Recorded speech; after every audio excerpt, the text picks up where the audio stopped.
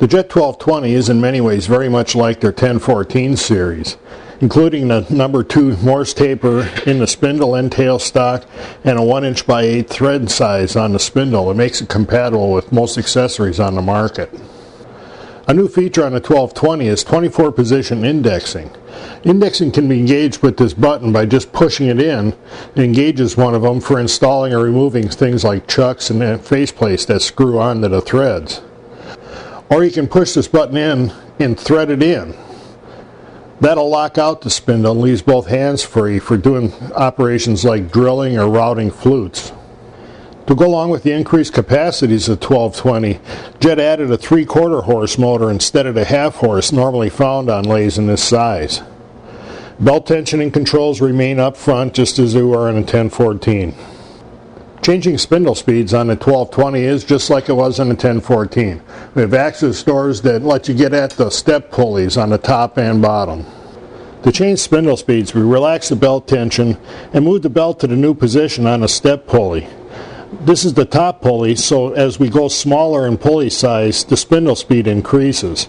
Just move the belt to the position you want, put the belt on the same position on the lower pulley, and retension the belt. The tailstock is pretty standard in its configuration. It does have 2 1/4 inches of ram travel, and when you fully retract the ram, it automatically releases whatever's in the Morse taper. Another new feature of the 1220 is this built-in task light. It comes mounted on a flex shaft so you can position it as needed. It's wired directly into the system within the lathe, but has its own switch so you can turn it on and off as needed. In its standard configuration, the JET 1220 has a 12-inch swing over the bed and a 20-inch capacity between the centers. However, we can make that a bunch bigger.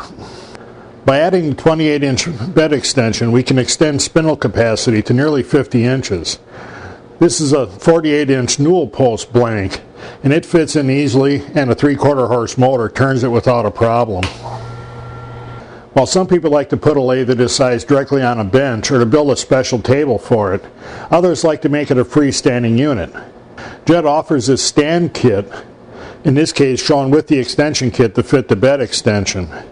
The stand is all steel and bolts together very easily. Each end of the stand has a pair of rubber tipped feet. They're both adjustable for height for leveling the machine on an uneven surface.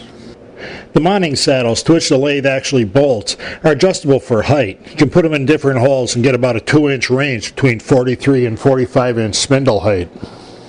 Probably most important to wood turners is how smoothly a machine runs and how much power it has. In both cases, the JET 1220 does very well. Now we're going to do a little rounding in the middle of this blank.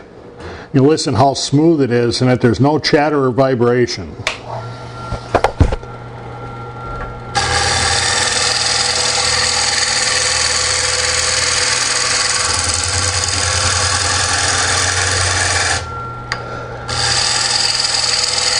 You can keep turning this down and it still runs smooth because there's no misalignment between the points.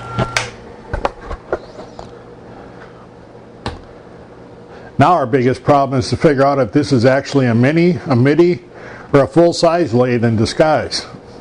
The JET 1220 certainly is capable of turning all the projects we normally associate with the mini lathe, like bottle stoppers, pens, tool handles, pepper mills, but the 12-inch swing and 3/4 horse motor mean we can turn some rather large bowls too. Now if you want longer spindle projects, you can expand this lathe with the bed extension and turn up to 48-inch to 50-inch spindles. If you're looking for a lathe to get started with or just want to expand your shop capabilities, you really need to check this lathe out.